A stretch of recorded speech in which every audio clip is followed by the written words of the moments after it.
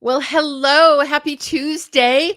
Tuesday, March 19th, beginning of spring. I don't know what the weather's like in your neck of the woods. I've had some beautiful days, very spring-like here. But I understand that East Coast is kind of getting hammered with some winter weather, a little late winter weather. Hi, you guys. Hi, Adam. Worldview was amazing, Adam. Hi, Robert K. and Robin Burton, Mia Rio. Hi, you guys. Emily, good to see you. Jason, Leah Knight. So good to see you guys.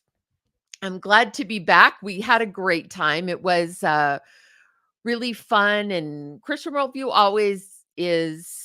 I kind of go into it thinking I know what to expect, and then it's always very different, and God does what God does, which is, those divine appointments and worship really speaks to me. It's always a really wonderful spirit of worship, and those moments where you just tune out the business part of things and it's just about focusing on um, really the relationship with the Lord and kind of why we do what we do. And so it was really great. Hi, Brooklyn. Hi, Tommy. Brooklyn, I'm sorry we didn't get to chat more, but it was good to at least see you. Kristen, hey, how are you? It's freezing in Florida. I love it. By freezing, she means 55 degrees, but for Floridians, that is quite cold. So I understand why you're saying that.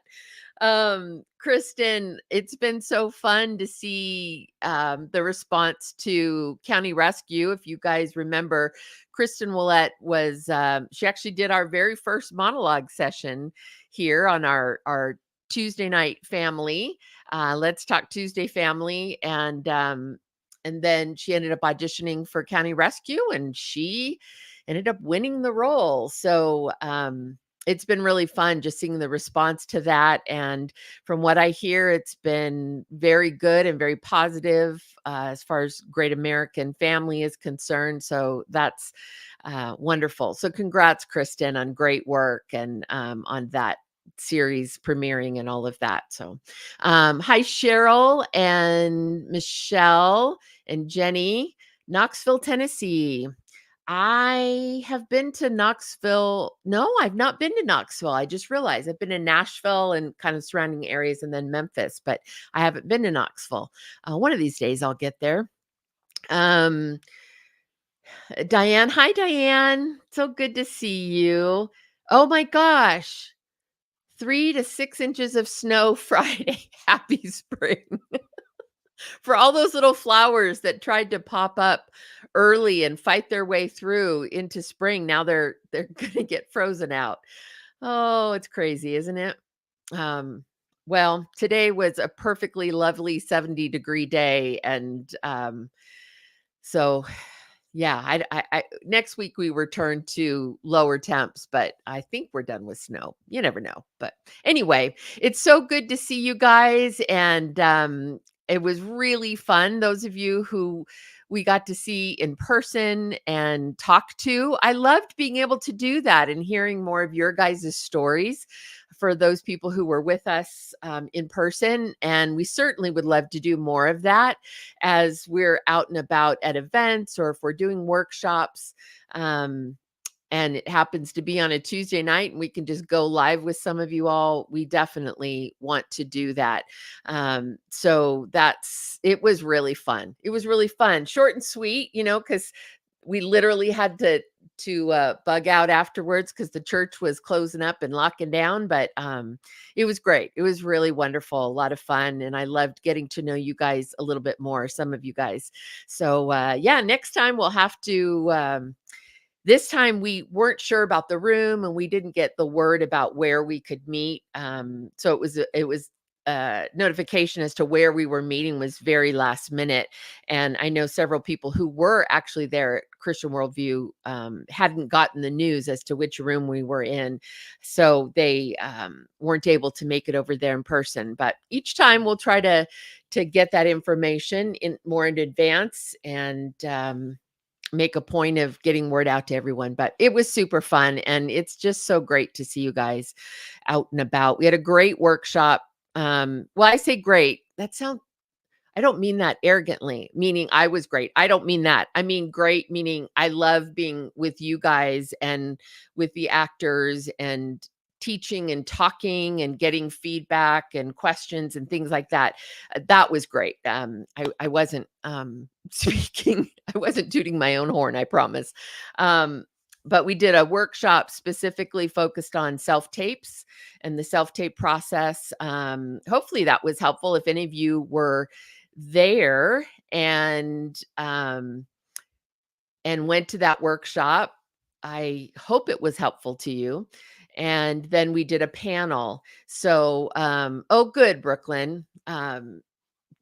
Seems like it was helpful. So that's great. And the more hands-on we can get, I think the better, just because it's really the best way, I think, to talk about and explore some of these things as far as how what you do comes across on camera in the audition process. We talked a little bit about when you're in a Zoom situation on like a callback or a director session and how that might go. Tried to throw a few curve balls as far as different scenarios that you guys end up with as far as readers. So we had 3 different actors. Oh my gosh, Diane, I see 32 and it's freezing. Oh my gosh, you guys. Oh, Jason, yay. Good. Pass it on, buddy. Pass whatever I share that's helpful, pass it on. That's the best part of it. So, um yeah, I agree, Brooklyn. It takes the pressure off when the technical parts of things don't have to preoccupy your mind. You can let that part go and just get into the character and let the creative, the artistic, expressive side be at the front. So yeah, so what we did, we had 3 different actors, 3 different scenes. We didn't do monologues there. I had given them scenes the day before, and then, as is often the case, I know one of the things you guys deal with a lot is the Carrie Fabian's on here. Carrie was our reader, and I would go to the side and say, okay, give him nothing. Okay, be really strong here. And I would give her kind of notes to try to see if the actors adapted or how they responded to changes in the reader. Because the thing I see most often is pre-recorded lines from the other part. So pre-record that and you kind of get your timing down. And I think that's kind of the most common thing that I see in self tapes, and it works great. It's just a matter of you getting consistent enough to where you have the timing down so that you still have freedom to exist within the scene without it being too stilted and rigid because you're trying to fall within a specific time frame for the dialogue.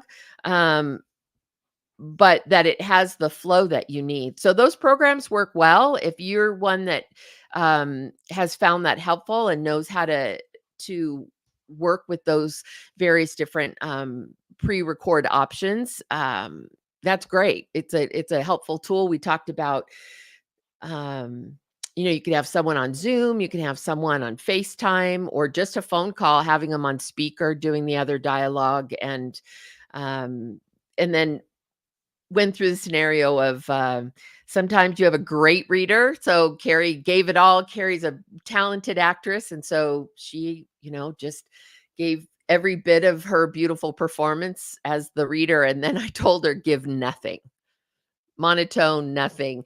Um, Carrie, you're so cute.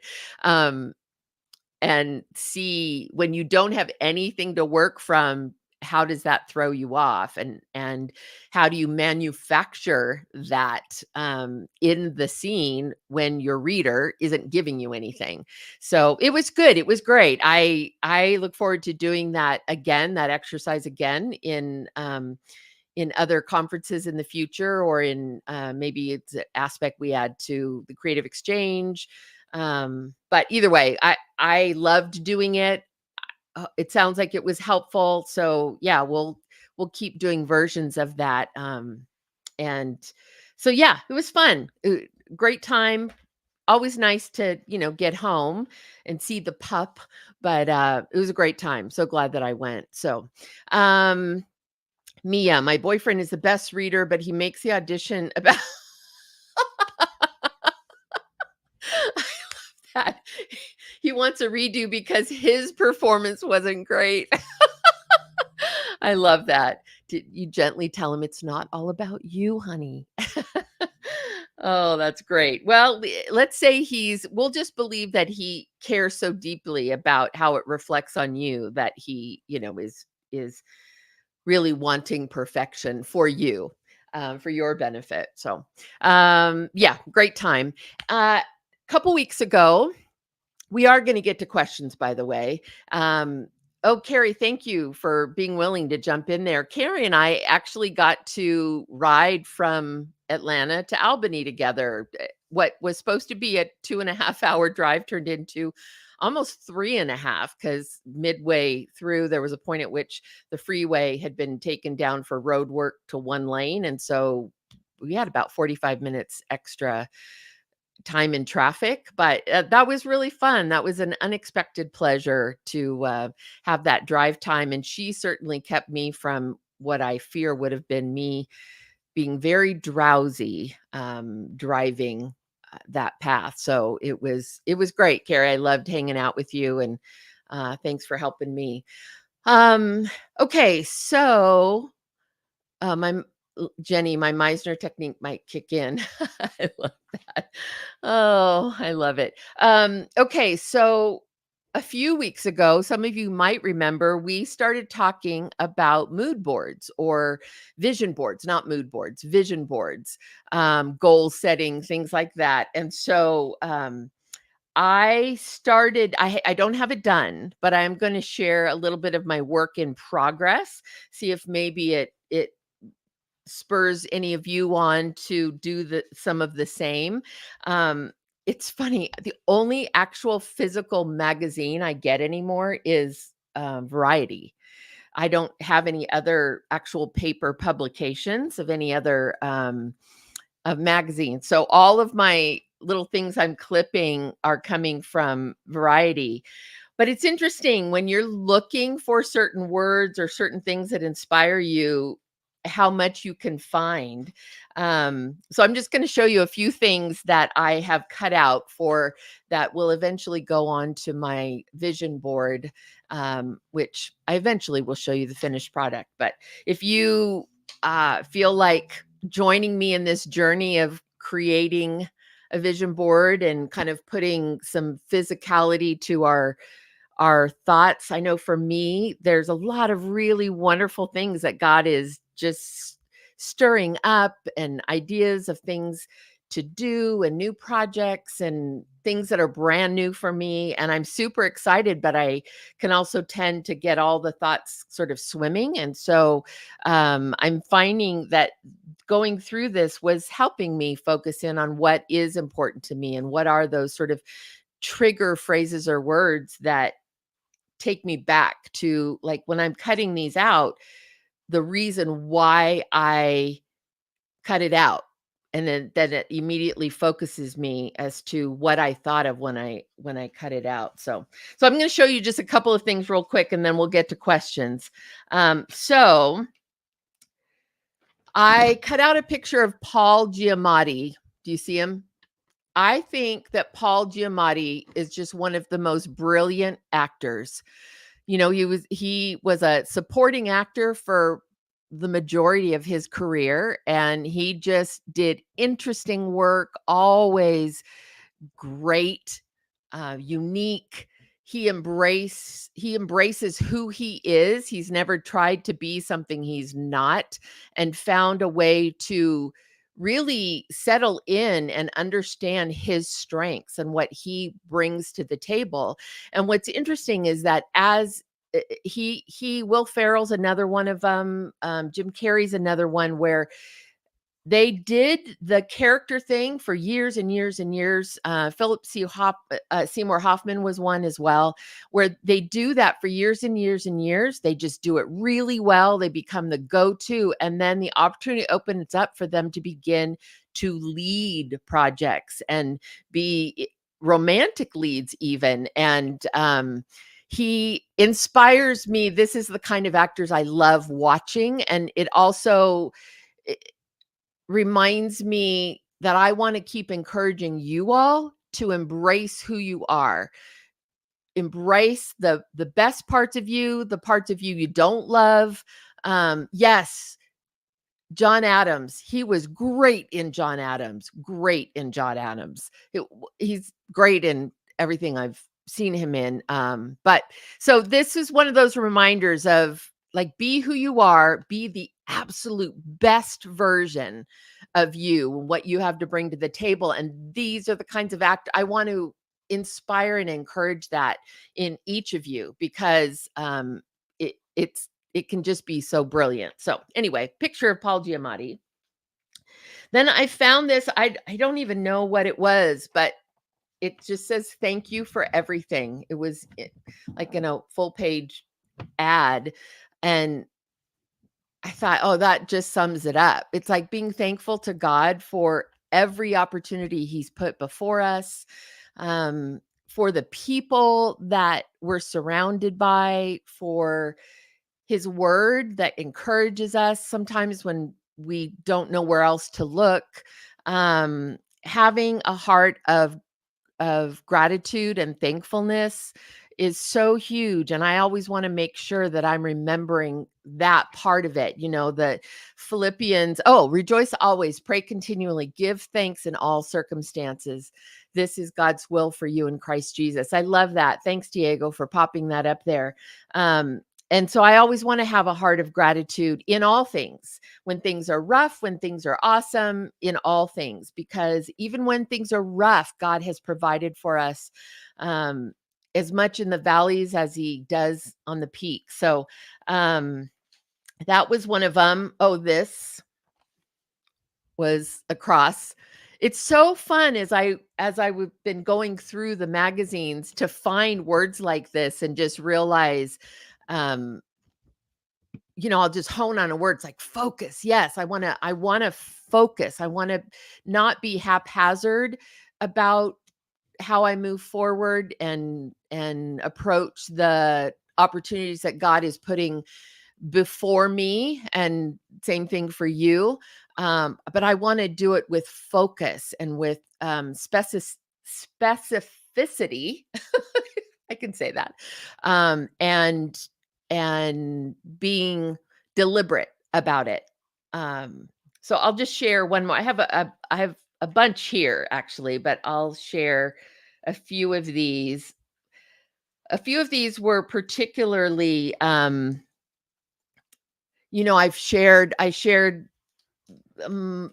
few weeks ago, especially around the beginning of the year, there were a lot of question marks for me because this was going to be kind of a new season. I'm not working on The Chosen this season. And so it opens up literally 6 months of my year, because The Chosen really is so all encompassing that I really couldn't do much else when I was working on that. And so now it's like this opportunity has just opened up to explore and to push myself and challenge myself in new ways. And so I found these. This says opportunities. Well, it does. There you go. Opportunities. So that was apropos. New beginnings. That seemed apropos. And then next destination. What is that next destination? You guys heard me talking about, like, I don't really know what's next. It's not for the last 5 years, it's been laid out. I knew exactly what I was doing for a good portion of the year. And this year is definitely different. So, but it's also exciting that way. And then I found this one. This will be the last one I'll share with you. I have others, but this will be the last one I share with you. Have fun. I think that finding joy in the journey and remembering why we um, do what we do and not to forget to have fun. And God created joy. He gave us the ability to feel joy and to share joy.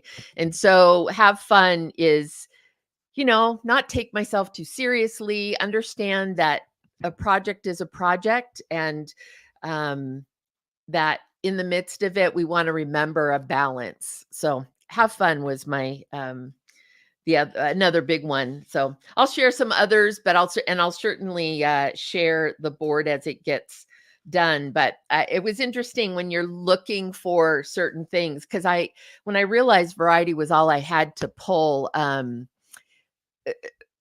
visuals from, or actual cut anything out, I thought, oh, I'm not going to find anything in variety. And then I'm putting them all in a folder so that I can put them together. Hi, Joth.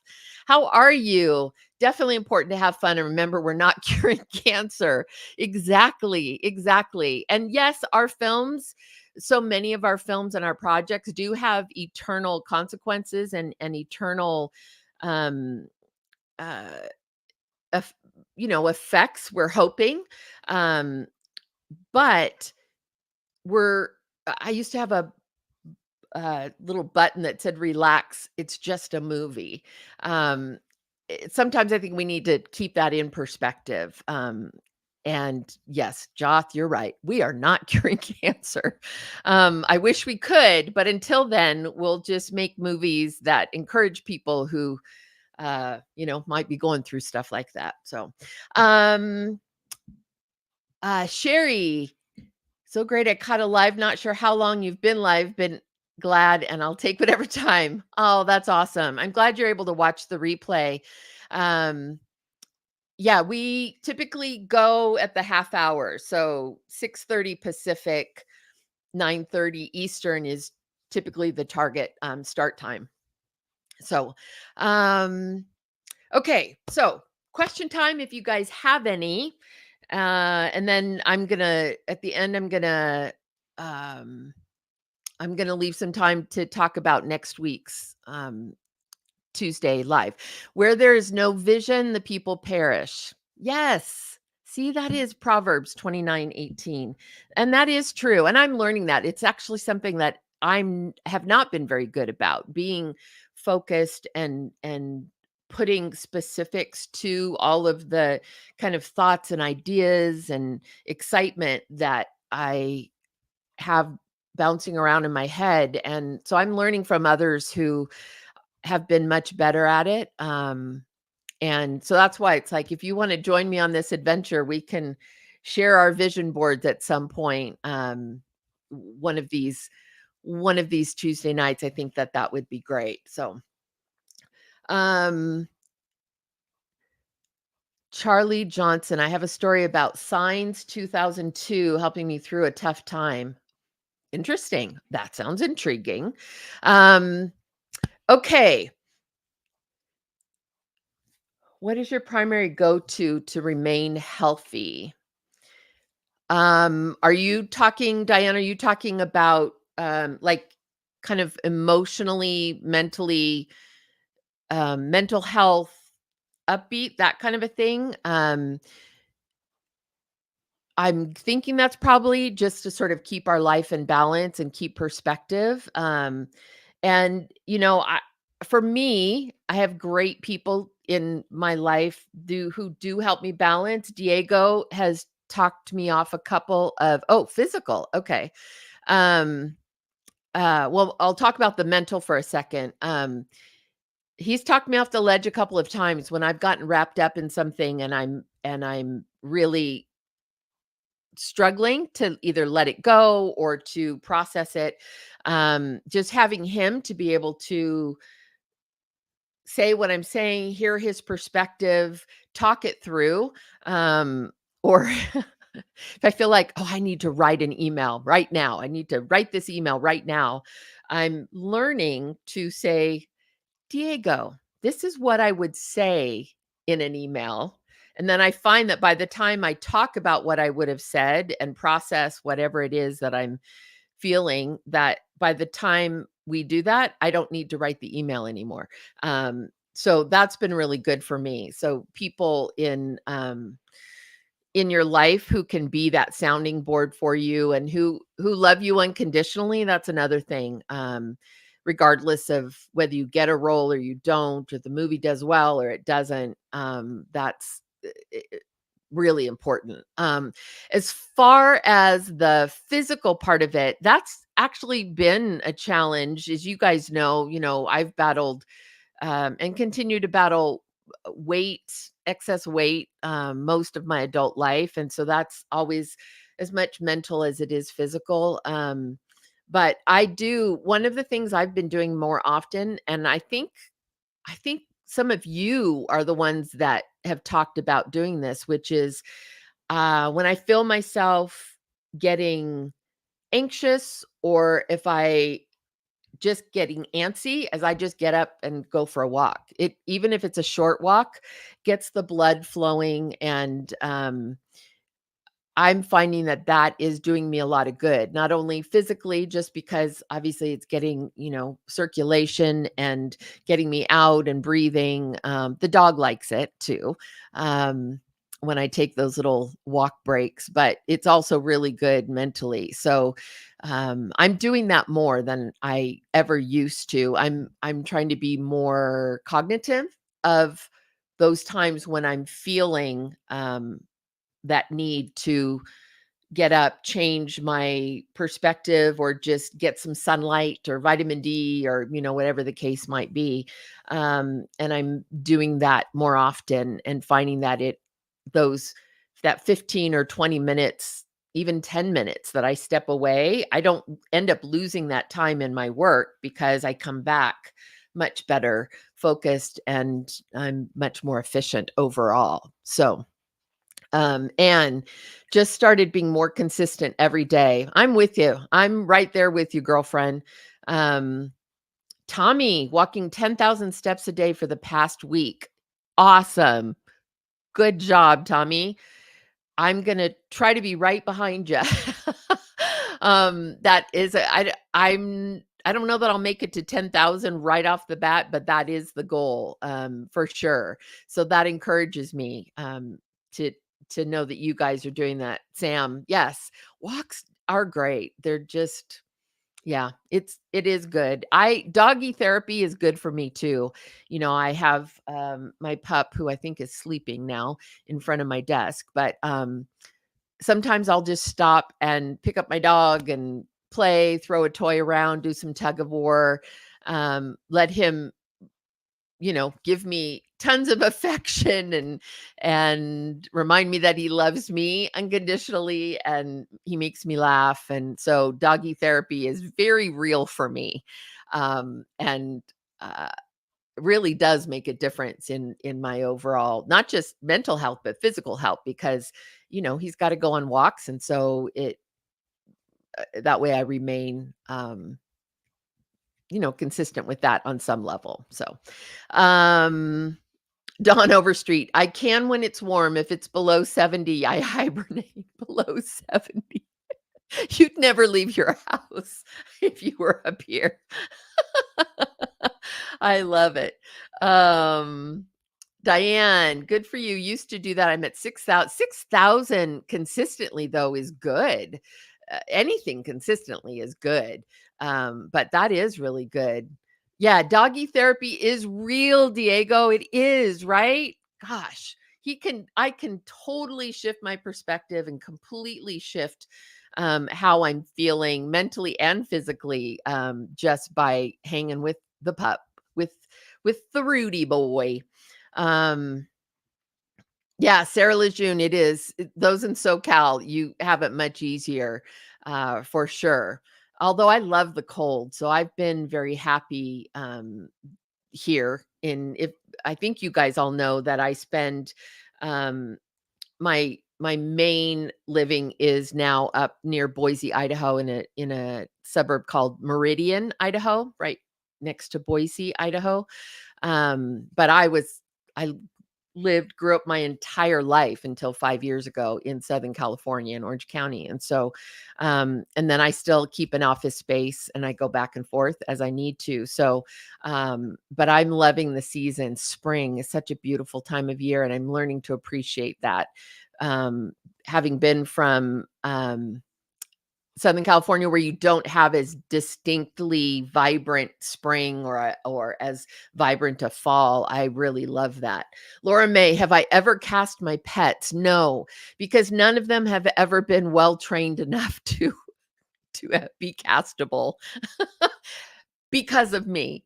Yeah, I train the basics, but I have to say I've not been the greatest trainer with regards to all of the things that would be necessary um, to have them be obedient and efficient. But yeah, anyway, uh, it would be fun though. Um, okay, so you're so cute.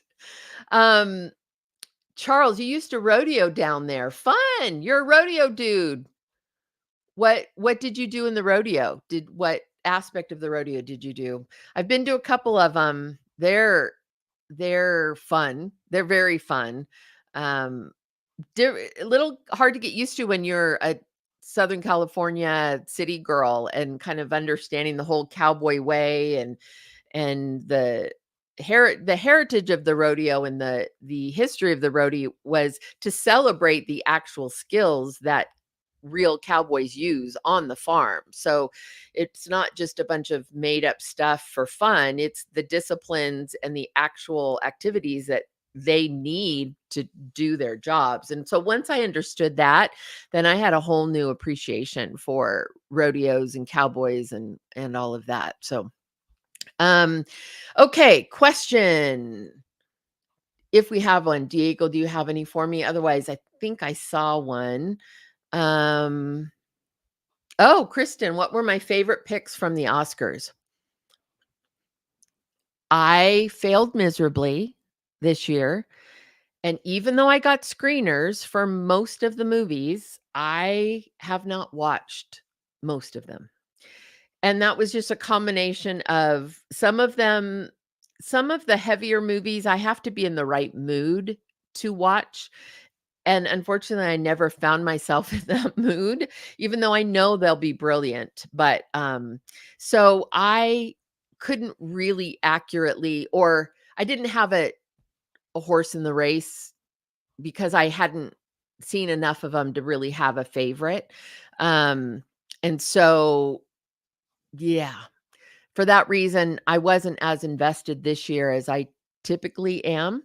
And the pattern also seemed to be at the other awards is that um it the same winners were winning over and over, so I kind of thought I might know where it was going, but so I really want. I have Barbie. I see Victoria, you said Barbie's not too heavy of a movie. Although I've heard that there's a little bit of, it's a deeper Barbie. If you want to look deeper, there's a little more there. But I have that on my DVR right now to watch.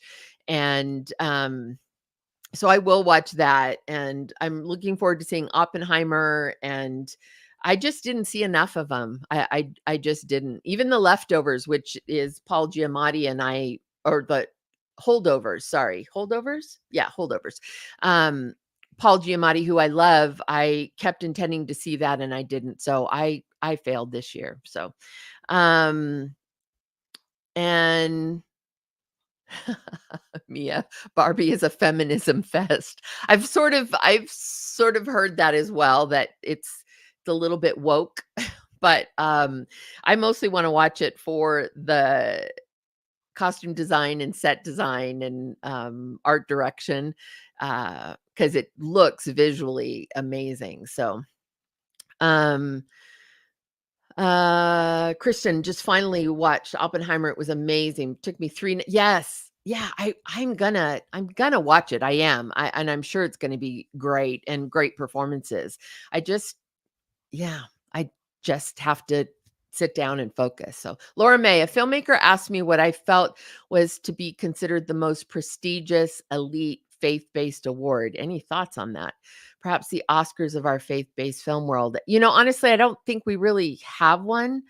I think the highest profile, just because they've been doing it a lot of years, and um, they've nestled it pre-Oscars and were able to get it aired.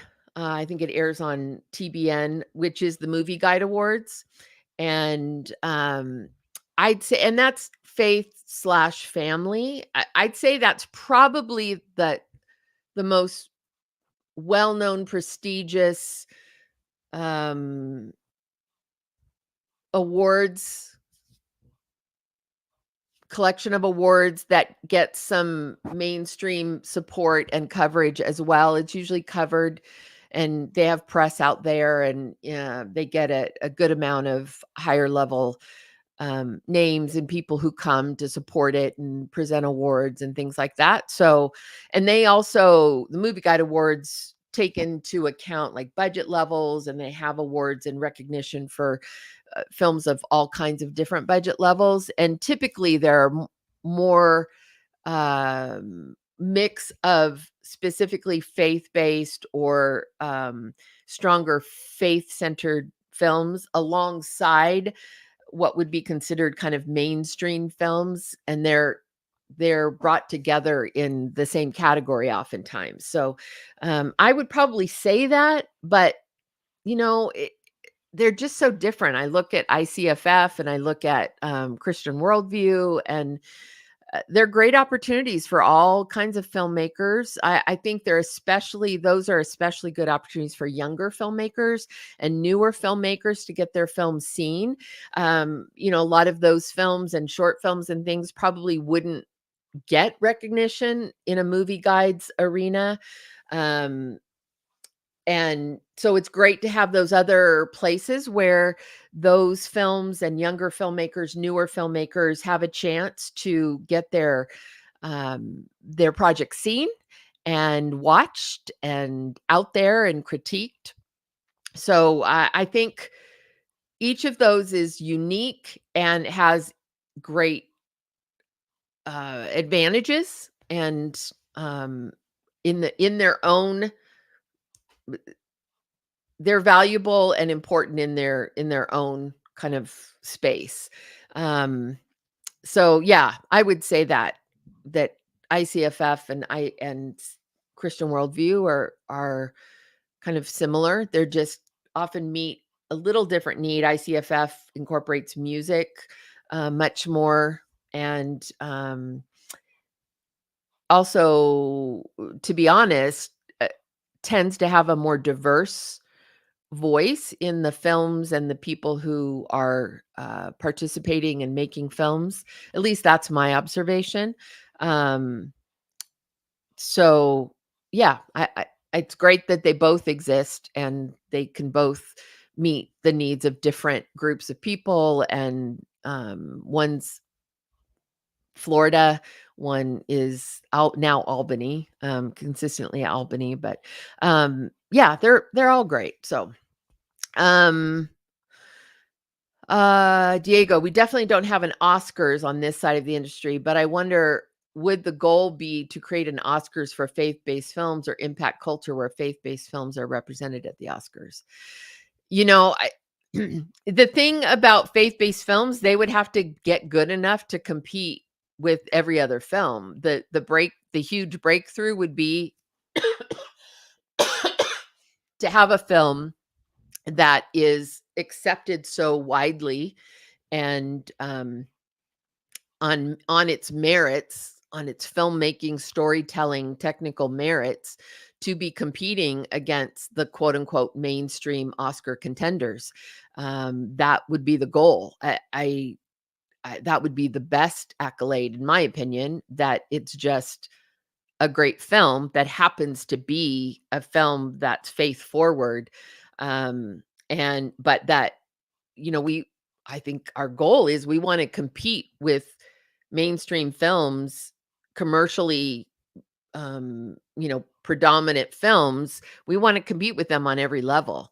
And so we got to up our game. That's just the reality, because we're not going to compete on level. Now, in my opinion, there's a little bit of a challenge there, because there's okay, I'm just going to say this, although it might open up a discussion that I don't want to go political, but there is generally an openness in mainstream Hollywood to stories that are pushing a more woke agenda, a more I say liberal, I don't mean liberal politically. I mean liberal as in kind of values and ideals. And those themes and those stories are often termed as brave, um, or powerful, or fresh. Those voicing those ideas and exploring those themes and those topics are seen as groundbreaking. Our stories of faith and heroism, or inspiration, are not met with the same openness, in my opinion. And there tends to be already a bent towards criticism, or not wanting to recognize it, even if it's a beautiful movie, not wanting to recognize it simply because it's a story, if it has overt faith. Um, and so I think it's a case where we would have to literally work doubly hard to get on the same playing field than other movies that would be accepted at the table, even with lesser technical or traditional storytelling qualities, simply because the agenda is more embraced than our agenda is. We we have to do like a Passion of the Christ kind of a movie, meaning, just that widely hailed as excellent and relevant, and all of those things. But even that Passion didn't get nominated for anything. Jim Caviezel didn't get nominated for anything. So I'm mindful that the Oscars, for the most part, are being judged and valued through a lens that is in many ways different than the goal of our filmmaking, for those of us who are focused on themes and stories of faith and hope and inspiration.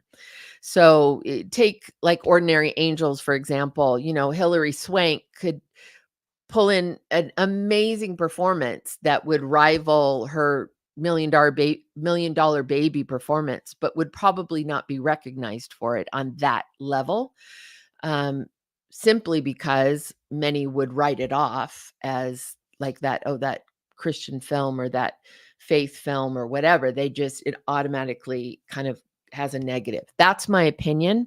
So I think that's a challenge for us, that we need to not only be competing at the same level technically and craft wise, we need to exceed it, so that what we're creating is so good, they can't deny it. They can't ignore it. And they can't fault us on technical craft stuff.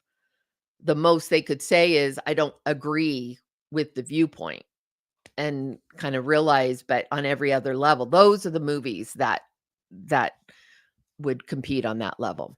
That's my opinion. So we'll see. It'd be great if that happens, but I'm mindful that it's very it's a different point of view, it's a different agenda. And I'm realizing, I was thinking about this this week, because there's a controversy over the filmmaker who did Zone of Interest, which I've not seen. So I again, I don't have an opinion on the film itself, but he made some comments that were not positive towards Israel and the in the Israel Palestinian conflict, were more negative towards Israel than the counterpoint. And I'm not here to take a side. I'm not saying anything about the right or the wrong or that whole controversy, but what was interesting to me is that there's a whole group of celebrities and very well-known Hollywood people who have written an open letter to that filmmaker to say that they thought it was wrong of him to use his moment, his that platform in that way to criticize, and that he was wrong to use that time to make that statement. And I thought, well, that's really interesting because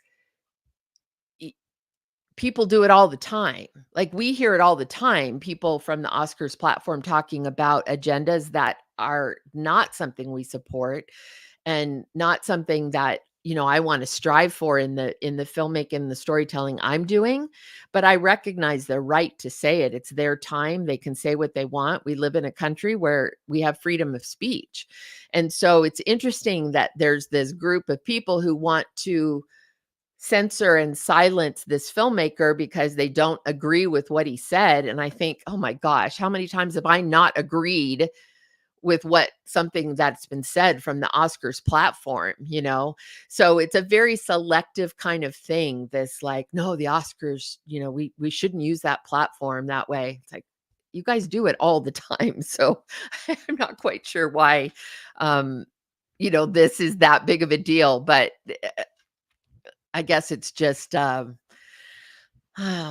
don't know. When your agenda is the one that's being criticized, that it becomes very different, right? So I just thought that was just interesting that they're making literally this open letter and people are signing it and it's becoming this big deal. And I'm thinking, if I wrote you a letter every time you said something from the Oscar stage that I didn't agree with or offended me, yeah, I'd waste a lot of stamps. But anyway, so but I'm not going to get political. So, but I think it's interesting. Freedom of speech is freedom of speech, right? That's why we don't want to necessarily censor it either, because we want the right to be able to say, if any of us are the ones who, are able to stand on an Oscar stage someday, now that there is an Oscar for casting, that won't be me, but future generations, it could be. We want the freedom to say what we want to say, right? So we have to understand that that also means others are going to have the freedom to say what they're going to say, whether we agree or are offended by it. Um, we we just got to use our voice when we have the chance, when we're on that platform and it's our moment. Then we need to seize that moment, and we need to claim light, and we need to give glory where glory is due and use those moments. So anyway, I got off on that, but I've been thinking a lot about that. I just thought that open letter was interesting this week, and the whole Oscars. I taped them, but didn't watch them live again because I hadn't seen any of the movies. So I taped them and I've yet to kind of go through them, which is so different because usually I watch the Oscars every year. I love it and really enjoy it. So I'm not anti-Oscars. It just, this year was different for me. So, okay. I didn't get to very many questions, but I want to, before I sign off, I want to let you know next week, next Tuesday night, April 26th. Sorry, not April. I'm a month ahead of myself. March 26th, next Tuesday, we're going to do a monologue night. So that means we've typically done 6 people. So if you're one of those that has been wanting to sign up and do a monologue live over our Tuesday night and get live feedback, then Diego is going to put up the email that you can send an email to, and then he'll go through and sort them out. he picks them because we want to make sure we have a balance of like male, female, and drama, comedy. Um, that that way, it's just a variety, and we'll continue to do these off and on. So if this isn't the only opportunity, but I know many of you have wanted to participate. So yeah, we'll do 6 people. Email Diego. The email's right up there. Oh, 5. Sorry, 5 actors are going to be chosen. We'll do 5, and Diego will let you know who is going to be performing, and then you'll come on live with us, and we'll just do it live one at a time, and it's great. I love our monologue night. So I'm super, super excited to see who we have come forward, and like I said, we'll continue to have that be kind of an ongoing thing, regular thing that we do, every few weeks or once a month, something like that. So, okay. So email, family friendly, 90, like minute and a half. Really, I don't want to go to 2 minutes. If it's a minute and 45, that's probably okay. But ideal is between a minute and a half, because that allows me to be able to give feedback and then have you do it again. The whole goal is to be able to give direction and redirects and feedback, and then have you perform it with those notes. So that's why we keep the monologues so short, so that they're short enough that we can perform them more than once for each person. So that's next week, and the email is there. I'm excited to see who shows up, and the monologues can be anything. We just ask that they be family friendly, of course. But they can be comedic, dramatic, whatever you want to do is great. And yeah, so I'm excited. So that's all for tonight. And we'll continue to pull your questions that you might have had tonight that I didn't get to, because I kind of went off on my own monologue of opinions. But we'll pull those together and try to keep them. Emily, yes, it's a live monologue. So the person, the 5 people, they'll perform one at a time, their monologue live over our live stream, and I'll give feedback live, redirect, and then they'll do it again. And we'll do that for 5 different people, because we typically have about an hour for our Tuesday night live. So, yeah, so you can, any monologue that's family friendly, dramatic, comedic, whatever you want to do is great. 60 to 90 seconds, ideal. If it's a few over, that's not the end of the world. Especially if it's great and you're great, because we'll be right there with you. And yeah, if you have any questions, you can email that same Bev Holloway at AncoManagement.com with any questions, and Diego will answer those as well. So yeah, so that's it for tonight. Excited to be back, at least for a couple of weeks, although it looks like I'll be heading to Nashville real quick for a quick little trip in a couple of weeks, but lots of stuff happening. Blue Ridge is going to be premiering on Cowboy Way TV. If you don't know how to get Cowboy Way, you can Google it. There's a website, cowboyway.tv, I believe it is. And you'll be able to see where the new Blue Ridge series is going to be airing. If you are on any of my socials, you'll see I've been posting the trailers and things. That's coming out. And then, of course, Unsung Hero comes out April 26th. And then, yeah, first season of County Rescue is finishing up, and hopefully they'll want to give us more seasons. So we'll see what happens. Oh yeah, and I'll be, Diego, I see I'm in Nashville July 12th and 13th for a conference, and we'll start to give you more information about that as well in the Nashville. So I'm back and forth with Nashville quite a few times, actually. Okay, love you guys. I just really value you. I love our time together and your feedback. And yeah, if you guys want to want to do the vision board work. And then, of course, have fun. And then this week, let's go forward and be thankful for everything. And I want to thank you guys for everything. I just love you. You encourage me. We have fun. We laugh. We challenge each other. I just love it. I love our family and our Holloway Nation, as we sometimes call it. So appreciate you. We'll have fun with monologues next week.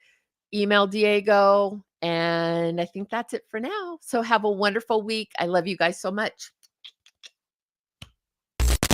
Okay, let's go.